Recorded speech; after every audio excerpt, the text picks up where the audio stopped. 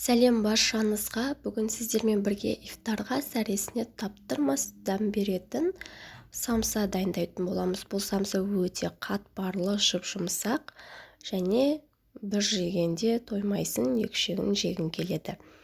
Бізге керегі қамырына бір бокал жылы су, бір бокал салқын су, екеуін араластырып, бір дана жұмыртқамызды жарып, және бір ас қасық тұзымызды қосып, бәрін араластырып, ұнымызды салып аламыз да қамырын дайындаймыз, яғни жақсылап илейміз, әдемілеп илеп аламыз, ешқандай да не қалмау қажет. Сосын дайын болған қамырымызды бетін жауып, кішкене қойып, сосын оны салафанға салып қойып қоямыз. Егер менің арнама тіркелмеген болсаңыздар, тіркеліп лайк басып, комментарий қалдыруды ұмытпаңыздар.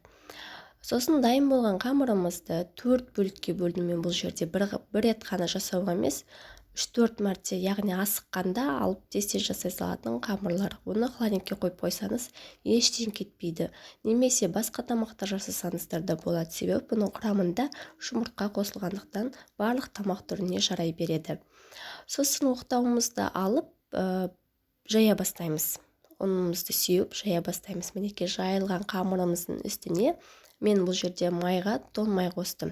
Егер сіздерде тоң май болмаса, маргарин майымызды ертіп, үстіне жақсаңыздар болады, қыздырып тұрып жақсаңыздар. Сосын орай бастаймыз. Орағанда ешқандай да ауа кірмеу керек, тығыз қылып ораңыздар. Және салафанға салып, кішкене холодильникке қойып аламыз. Сосын кішкене бөліктерге бөлеміз.